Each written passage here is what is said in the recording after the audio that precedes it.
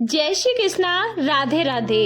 आप कृष्ण भक्त हैं तो इस वीडियो को अंत तक जरूर देखें। कृष्ण जी का अपमान करके ना जाएं। गोलू अपने माँ बाप का इकलौता बेटा था। गोलू की माँ लोगों के घर में काम करती थी। उसका पिता एक मजदूर था। गोलू के माता पिता को गोलू से बहुत प्यार था। वह कम ही कमाते पर गोलू की हर इच्छा को पूरा करते थे। जो भी चीज घर में आती गोलू का उस पर सबसे पहले अधिकार होता था। गोलू की माँ जिस घर में बहुत सालों से काम करती थी उस घर की मालकिन अब बहुत बूढ़ी हो चुकी थी। उसका बेटा बहू विदेश में रहते थे। गोलू की माँ उसके घर का सारा काम करती थी। मालकिन के घर में युगल सरकार की सेवा थी, परंतु अब उसकी मालकिन अधिक बूढ़ी होने के कारण युगल सरकार की सेवा नहीं कर पाती थी।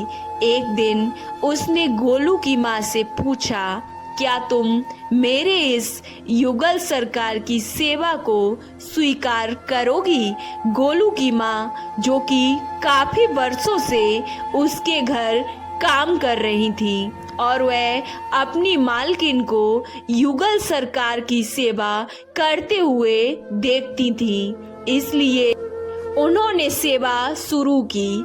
उसकी युगल सरकार के प्रति पूरी श्रद्धा थी। उसने जल्दी जल्दी से बोला, हाँ माँ जी, क्यों नहीं। यह तो मेरा सौभाग्य होगा जो ठाकुर जी और किशोरी जी की सेवा मुझे प्राप्त होगी। मैं तो धन्य हो उठूंगी। मालकिन ने कहा कि सोच लो, इनकी सेवा बहुत कठिन है। इनको भोग लगाना, स्नान कराना, नए नए वस्त्र पहनाना, क्या तुम कर लोगी? उसने कहा, हाँ हाँ माँ जी, क्यों नहीं, मुझे स्वीकार है। आप मुझे सेवा दे सकते हैं। मालकिन ठाकुर जी और किशोरी जी को बहुत प्यार करती थी, लेकिन वह उनकी सेवा न कर पाने के कारण लाचार थी।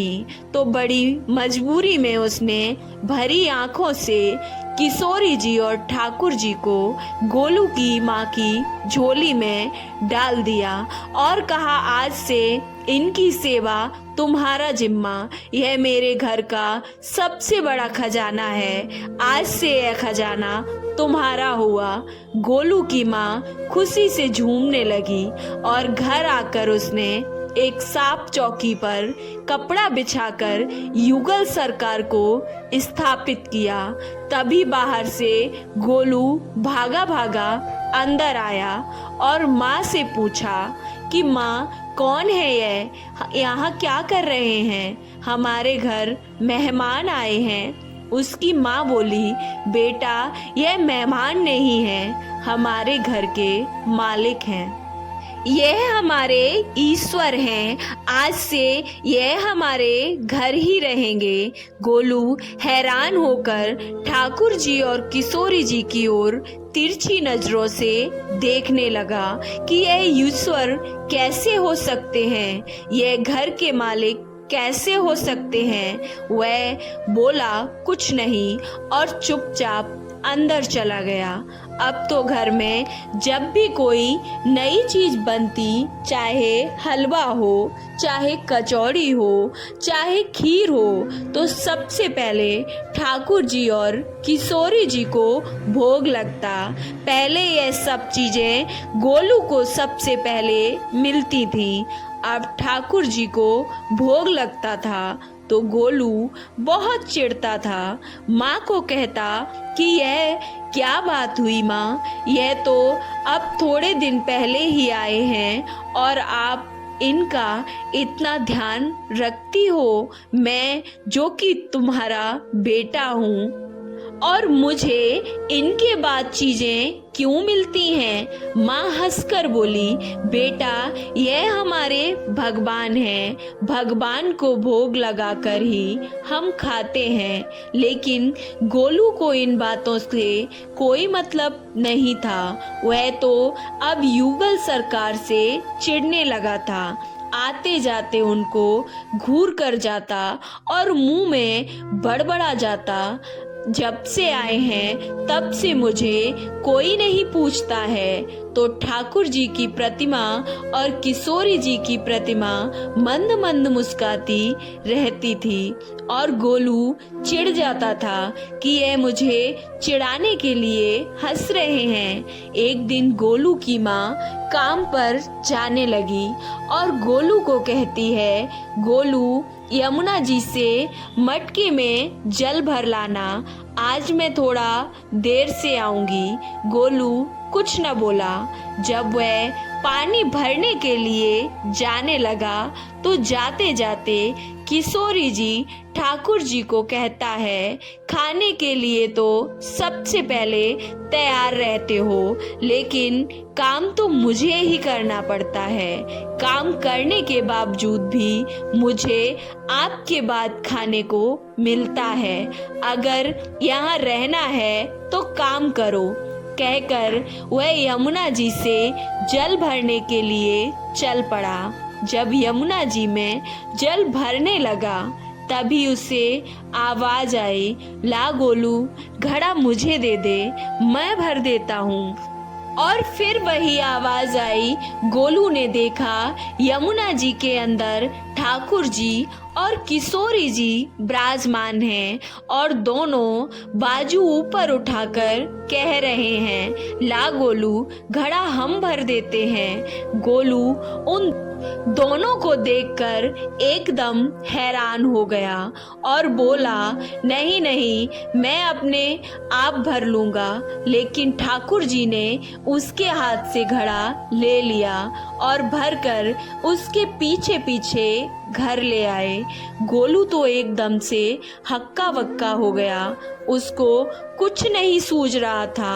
वह घर आकर चुपचाप एक कोने में बैठ गया और डर रहा था कि अगर माँ को पता लगा कि मैंने ठाकुर जी और किशोरी जी से काम करवाया है तो आज तो मेरी पिटाई पक्की होगी।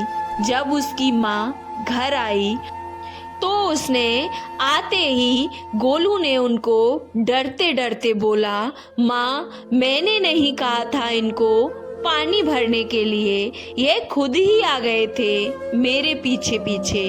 अब देखो गीले कपड़ों में बैठे हुए हैं। तो गोलू की माँ ने देखा किशोरी जी और ठाकुर जी को गीले कपड़ों में तो वह एकदम से हैरान हो गई और कहने लगी कि यह जरूर तेरी शरारत है, जरूर तूने ही इन पर जल डाला है और अब बातें बना रहा है। गोलू ने अपनी माँ को समझाने का बहुत प्रयास किया, लेकिन माँ ने उसको डांटकर चुप करा दिया और ठाकुर जी के भीगे हुए वस्त्रों को बदलने लगी। माँ से डांट पड़ने के कारण गोलू को अब युगल सरकार पर और गुस्सा आया। आज मुझे इनके कारण डांट पड़ी, मैंने तो इनको नहीं बोला था काम करने के लिए। अगले दिन माँ काम पर गई और गोलू से बोली, गोलू तेरे बाबा कुछ काम से बाहर गए हैं और घर में अनाज नहीं है, तो कुछ अनाज लेकर चक्की से पिसवा लाना, तब तक मैं लोगों के घर का काम करके आती हूँ। गोलू ने हामी भर दी। गोलू ने अनाज का कनस्तर धीरे से उठाया और कहीं फिर ना युगल सरकार मेरे पीछे पीछे आ जाए और वह दबे पांव घर से निकल गया। लेकिन ये ठाकुर जी और किशोरी जी तो वहाँ पहले से ही खड़े थे और गोलू के हाथ से कनस्तर लेकर अनाज पिसवा कर घर ले आए। घर आकर गोलू का डर के मारे फिर से बुरा हाल था कि अगर माँ को पता चल गया आज उन्होंने फिर से काम किया तो फिर मुझे डांट लगाएंगी। वह चुपचाप दरवाजे की ओट में छुप गया।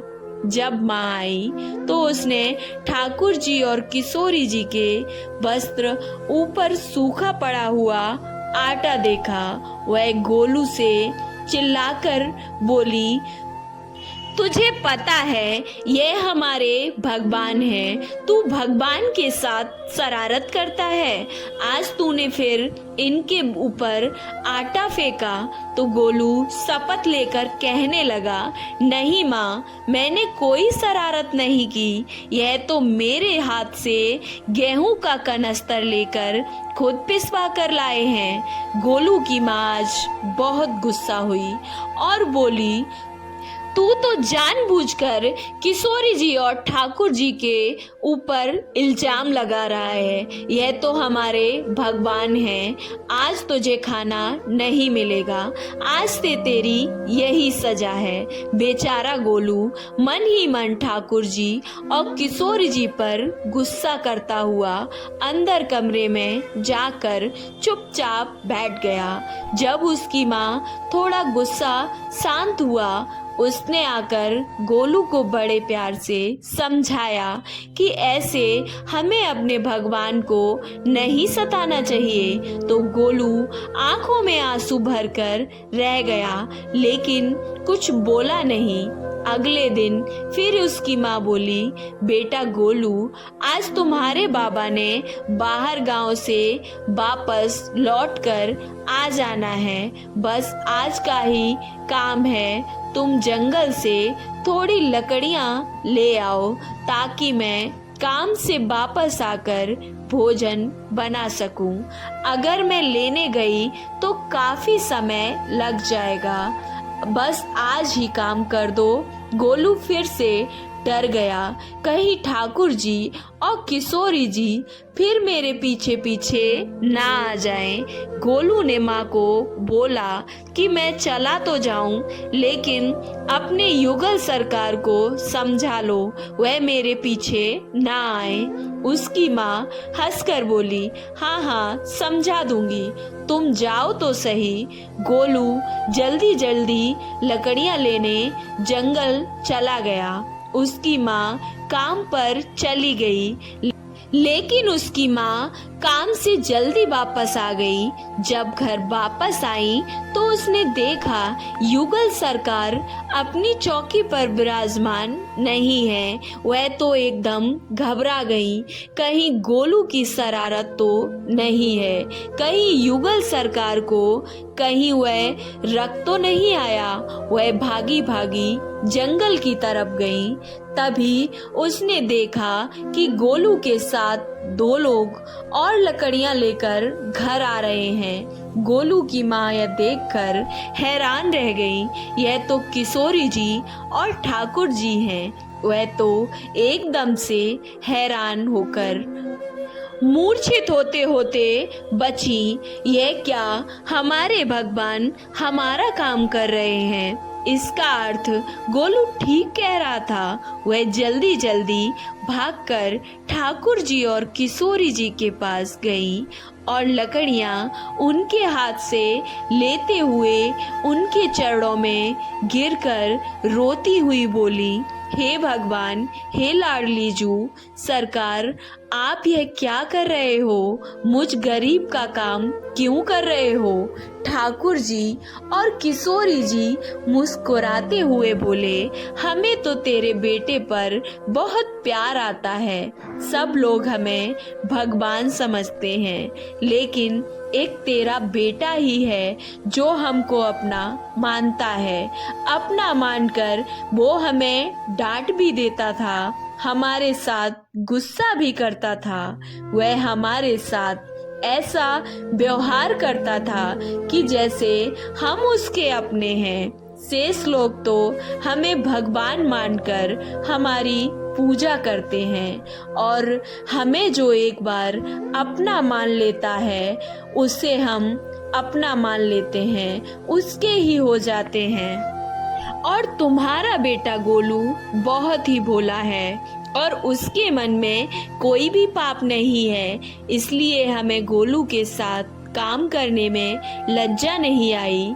मासूम गोलू उनकी बातें सुन रहा था। वह आकर अपनी माँ के पास बैठ गया और हाथ जोड़कर ठाकुर जी से प्रार्थना करने लगा।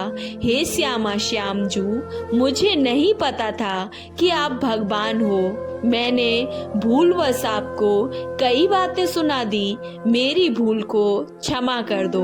भगवान ने उसको उठाकर अपने हृदय से लगाते हुए कहा, नहीं नहीं गोलू, तू तो हमारा प्रिय सखा है। तुम जैसे भोले भाले भक्त हमको बहुत प्रिय हैं। पापी और दुराचारी लोगों से तो दुनिया भरी पड़ी है, तुम जैसे लोग इस दुनिया में कम ही हैं। ठाकुर जी और किशोरी जी उस घर में ईश्वर के रूप में ना रहकर उनके घर के सदस्य बन गए। आपको ये कहानी कैसी लगी? अच्छी लगी तो वीडियो को लाइक, चैनल को सब्सक्राइब करना ना भूलें और कमेंट बॉक्स में जय श्री कृष्णा राधे राधे अवश्य लिखें। जय श्री कृष्णा राधे राधे। कृष्ण जी की कृपा आप पर हमेशा बनी रहे।